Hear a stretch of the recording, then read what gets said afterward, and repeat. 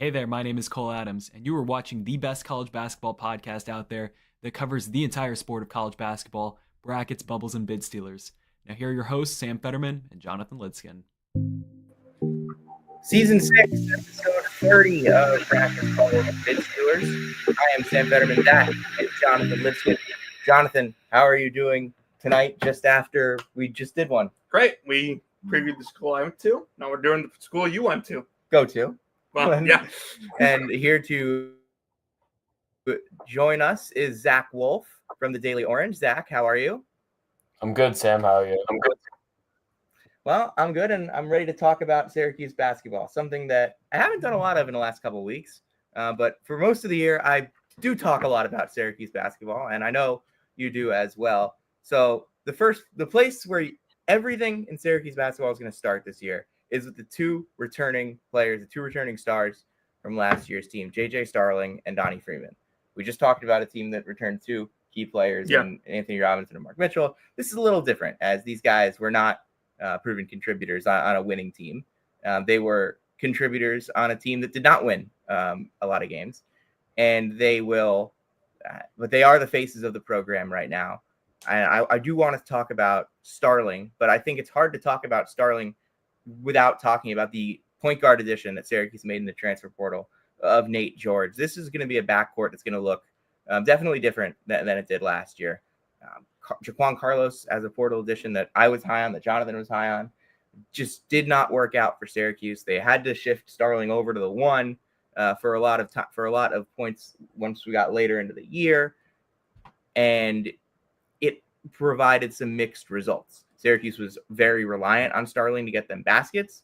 This year, I still think they're going to end up being reliant on Starling to get them baskets at times. But having a point guard that's proven in the ACC next to him should make this a smoother backcourt for the Orange. Would you agree, Zach?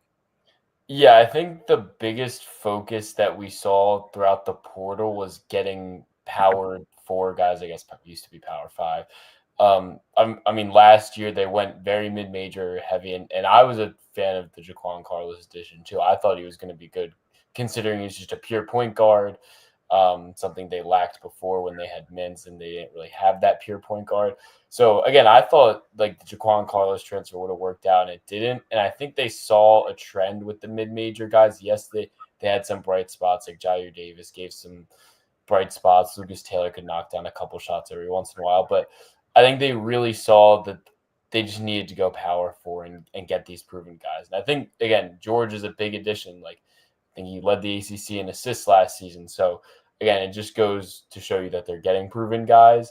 And we'll see how he fits with Starling. I do think a big thing last year, not that I'm making any excuses for Syracuse, but there wasn't a lot of continuity throughout the season. You had the early Starling injury.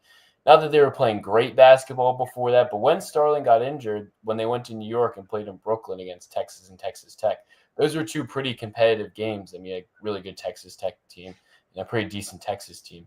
So they didn't play like awful basketball at that point before Starling got injured. And I think he's very talented. I mean, you saw last year he could score the ball, and that was really with playing 4-on-5 on offense, to be honest, when Carlos was in the games. I mean, again, talking to Jaquan Carlos last year, he was very, very nice guy. You could tell he was always trying, and there were points where he had good moments, but it just, the consistency wasn't there, and they couldn't really run a very smooth offense with him out there when he was out there. A lot of the time was just give the ball to Starling and hope. So I think getting George, it'll alleviate a lot of pressure on Starling, and we'll have to see what the fit is. Again, it's only speculation now, but I think they should be a lot more confident with Nate George at the one rather than with Jaquan Carlos last year at this point. Yeah, and it's something you mentioned with Carlos. He was one of the guys that, like, you could clearly tell that, like, he was trying any way possible to make it work, and it just wouldn't work. I think something that some Syracuse fans were a little disappointed by was how it didn't seem to, is how to them it appeared that the season going as poorly as it didn't seem to take as much of a toll on some of the players and coaches in the program based on what they were reading what they were reading and what they were hearing. I think that's something that Syracuse fans believed last year. But I think that the way the transfer portal worked out this year, the way that Syracuse attacked it so much differently, it shows that the season definitely did take a toll. It definitely disappointed the team, the staff, as much more than it disappointed the fan base with the way that it kind of just took a turn. And with Starling and George, my number one thing is, yes, you're looking at two guys that do different things. George, much better playmaker, really, really good as a guy that can throw some lobs. I think that's going to work out with William Kyle and Soare in the front court. I think he's going to be a really good point guard for Syracuse. But I do think that there are concerns of, hey, Starling is still a guy that's probably a little better suited to being on the ball a lot, not on the ball all the time, but he does need the ball in his hands because he's not a terrific catch and shoot guy. So I do wonder if there's a little bit of my turn, your turn in that backcourt, a little bit of, hey, this is a Starling possession, this is a George possession. Jonathan, what do you think of the backcourt? So I like that they added a point guard this year that's proven at the high major level, specifically in the ACC. I stand by that the idea of Carlos was very good last year. It was. I think the idea of having a pure point guard was good. I'm not. It's just that. Yeah, and clearly Syracuse agrees with having a pure point guard being good because they went out and got a pure point guard. Yeah, I think that we know George can play in the ACC. He's one of the best passers in the country, and I think they added some nice pieces around him. The my turn, your turn does worry me a little bit.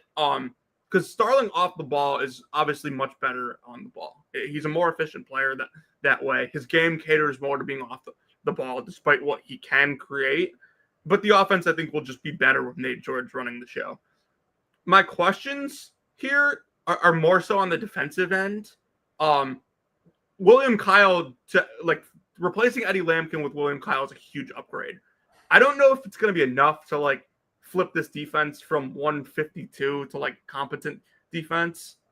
That would be my main question. I'm pretty confident that the offense is going to be better though. And especially because, you're bringing a guy like Kyan Anthony off the bench who can score. I don't think they had that last year. If the defense takes a jump, I think, William Kyle is obviously important. Sadiq White's the other guy I have my eye on. I'm very high on him. He's a switchable defender, can block shots, long wingspan. Offensive game not going to be there as a freshman, but when you want to go more defense focused lineups to close out games and in other situations, I think Sadiq definitely will see the floor. Yeah, there was not a lot of switchability for Syracuse last year. They were kind of scrambling to find any sort of pick and roll coverage that would not make Eddie Lampkin look terrible, and they really couldn't find one. The pick and roll defense was really bad throughout the year. While for everything Lampkin gives you as a fighter on the glass. For the kind of low post presence that he can give you. It just didn't work with how the rest of the roster was constructed. And Syracuse goes away from having that low post bruiser type and gets a guy that in Kyle that he might not play 32 minutes a game. He might not play as many minutes a game as Lampkin did. But in those minutes, he'll give you a little more versatility defensively. He'll be a lob threat. He can actually jump. That was something that Lampkin was not very good at, even though he was a great rebounder. His vertical wasn't there. Kyle is a guy that can block shots. Syracuse did not have much shot blocking last year. They'll have a little more of that this year with Kyle. They'll definitely be able to run a more flexible defense. But the question with that is, we still don't know if the guards are going to be able to keep guys in front of them. Yeah, my biggest thing is I think this team is going to be very different in terms of how they play. I mean, again, I think with the additions and just the roster makeup, last season, a lot of it was just, and a big part of the offense, watching in person a lot of the time was the offense was just very stagnant. I mean, it was either throw the ball into Eddie or Jair and kind of let them go to work, kick it out if you need.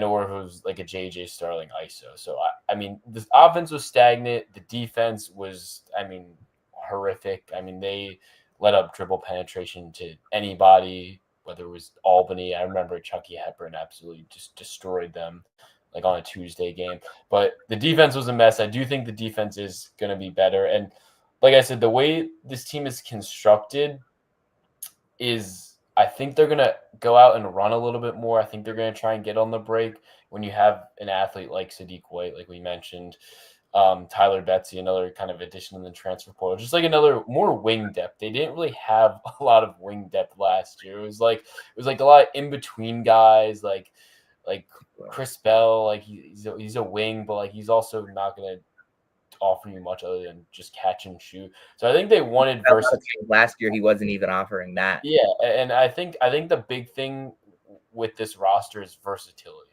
Like you have a guy like William Kyle. Again, he's not going to back you down like Eddie was and get you instant offense, but he has some sort of switchability on defense. He's a lob threat on offense. I think they're just going to be trying to be a lot faster and, like I said, get out on the run this year. Again, we'll still see. I still have question marks about the shooting. Again, Nate Kings is a great addition, one of the better shooters in the country last year.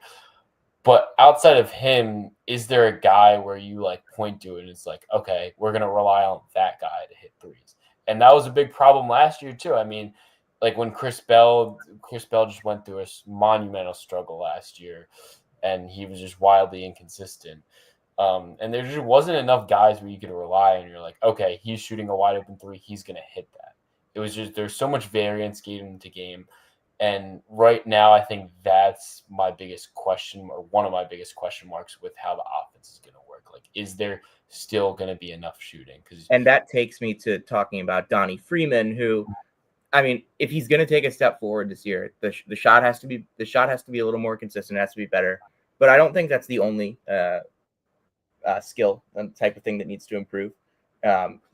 Freeman is a really odd player because he's clearly not a 5, but he is 6'10", 6'11", with a really good with solid abilities as a back-to-basket guy and as a face-up guy from 14-ish feet. But I think that there were times where he doesn't really understand exactly what makes him so good, what makes him such a talented offensive player. And it led to some times where there was some bad shot selection, and it led to some times where there was, and when he does figure it out, it looks really, really good. He had some games where he was really dominant on that end of the floor. He's a solid rebounder too. Freeman, the numbers, the like per game numbers for Freeman, I think were a little bit better than what I would think just watching him play and how the eye test would kind of evaluate him. But I don't think that means he doesn't have a lot of upside to be better this year on that side of the floor and give Syracuse a legitimate number 2 option next to Starling as a scorer type as well, if things go right. Yeah, I think a lot of, and like, I think you made a good point about like looking at his sort of averages. Like it is, when you see that Donnie averaged like 13 points per game last season, I don't know if it was just because of the small sample size, but it is interesting because, again, there were some rough games. But again, that's being a 6'10" freshman wing. Like it's, again, with not a lot of help in terms of like scoring the ball. Like a lot was put on his shoulders. And I think getting him back was kind of, I mean, it was talked about a lot, but like I don't think it was talked about like enough how significant like him coming back was.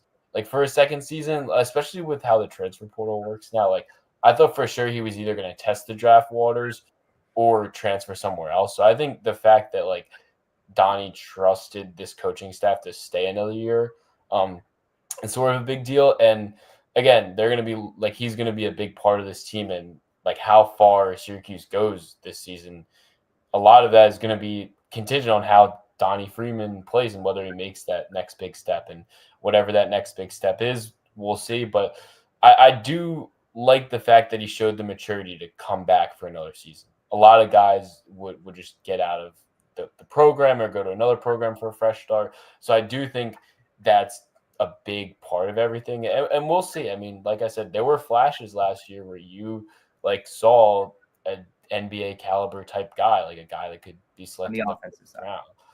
Yeah, on the offensive side. Yeah, I still a lot of work. Defensively, yeah, that is the other like big thing that needs to get better for Freeman. There was not a lot of strength there. There was not a lot of mobility on that end of the floor for a guy that you would think has should have those skills. I think he was just not ready on the defensive end for what they needed him to do. Because you look at him, he's got the size and the length to where you should be able to throw him in for stretches as a 5. Didn't really work, but as a 4, he gets beaten different ways. He gets beaten different ways on the defensive side of the floor, and I thought that Syracuse with him, I just think that was another reason why maybe the eye test is not lining up with the numbers, because the numbers are obviously your points and rebounds aren't defensive stats.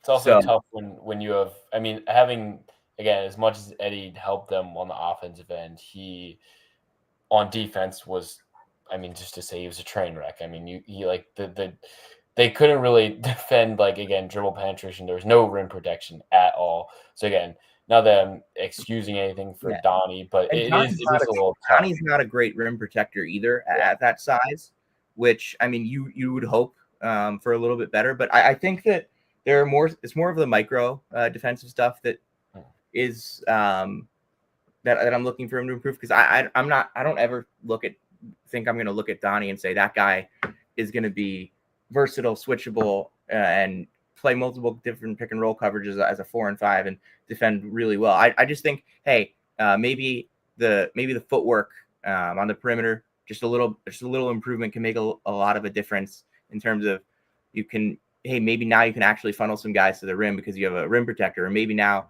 you have a little more size on the perimeter when you don't play with Carlos, and maybe it helps. Maybe it helps in some other ways if certain smaller things can improve for Freeman, versus him actually becoming a stud defender, which I don't think is really in the cards.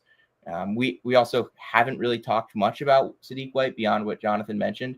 I think that Sadiq White is going to be a big piece. I don't know how he's going to factor into the mix. I don't know what the lineups are going to look like when he gets in the game, but I think his defense is going to make so much of a difference when he does come in the game. And that's the other thing with this. I don't know what the lineups are going to look like when to put bench players into the game, but I do know that some of these bench players are going to have big roles because they do certain things that the starters don't. And the fifth starter that we haven't mentioned yet is Nate Kings, who is clearly the best shooter on the roster, as you mentioned, and he's the guy that they're looking to get those shots. So if you take him, but you can't really take him off the floor to go Sadiq White at the 3 with the 4 other starters, because you're not getting any shooting there. So do you play White at the 4 and slide Freeman to the 5? Because what does Freeman play to 5? And then if you do White and Kyle in the front court, is there enough scoring in the backcourt? So there's a lot of lineup combinations that I think Syracuse needs to figure out what works and what doesn't work. Obviously early in the season, before the season, because I think there's a lot of guys that can make an impact. I just don't know how many guys can make an impact with this roster construction the way it is, because I just don't know what the bench lineups are going to look like. Yeah, it'll be very interesting to see where they go with that. I mean, I was going to make – I think Sadiq, again, the big thing with him is, again, he's not a finished product at all. Like, I think people need to understand that. Like, Syracuse fans need to understand that. We'll see, again, how good the offense is. We'll see. Anything on the offensive end is a plus. Yeah, I was going to say that. But I think the big thing with him is, like, Syracuse hasn't had a guy like this in a while in terms of just a guy who could be a defensive wrecker on the perimeter. Like, we saw last year that they couldn't really defend anything. So I think the fact that, like, Sadiq can come in and just, like, try and be – like, he doesn't need to be relied on to score. He can just sort of be that defensive wrecker. I think that's big. Like, Syracuse hasn't had a ton of guys on the wing that can do that and just be a shutdown guy. Like, yeah, and like, obviously, when you look back, I think it's a big. Like, you look back at the zone teams, they had long guys that could make an impact. But like, it's so much different when you're playing a 2-3 zone versus literally everything else in college basketball these days. So Syracuse in the playing man-to-man era hasn't had that type of versatility that they're going to get from Sadiq White. which should be huge. And And we'll see where, like, obviously we talked about, like, we'll see where the offense ends up, but I think he definitely is a sort of player that's like exciting. Like, I mean, he's a guy that can really get out on the fast break. He's very athletic. I mean, you see sort of highlights of him, and he's always dunking. Again, whether his half court offense can develop and translate, we'll see. But again, he's part of the reason. Another reason why I think they're going to get out and just run this year, because again, he's long, he's athletic, he's good in transition. So again, we'll see a different like type of team. Like again, Autry last year in the early in the season, like talked about like the amount of possession. He went on a weird rant. Like, were you at that game? yeah, He he said like we're playing 20 more possessions than we've ever played, which like a 20 possession That's on insane. average difference is just not It's possible. It was not a possible. really weird rant. Like it was the Colgate game, and it was a game where like they should Yeah, have like he got like he had some press conferences where he was like very defensive. yeah, and that I don't know like what happened, if he was just mad at his team that they didn't close out the, like, it was the Colgate game where Colgate had a shot at the end to win it, and they didn't. But yeah, he came in and like was saying like we're playing like we have more possessions than ever, like da da da. But like it was just a weird rant. But like I do think Autry wants to play fast. Like I don't think he wants to play sort of like half court offense. So again, I think the way they made the roster this year, they're gonna get out and run. Again, that doesn't mean they'll. And they're not gonna have the half-court thing chances. about that is I feel like we keep trying to say, oh, like Autry wants to run, but the last couple teams, like they've had times where they're running and it looks really bad. They've had times where they're running and it looks good. I think Autry hasn't really done a great job of establishing his identity because he says he really wants to get out and run, but it doesn't feel like Syracuse has been a tremendous transition team. They were a terrible transition defensive team last year. It was something that I wrote a whole story about where I watched all their transition possessions, and they were just getting beaten a bunch of different ways. I think that for what Autry says he wants to do, he wants to play fast. He wants to be one of those teams that's in your grill the whole game. I think we need to see that.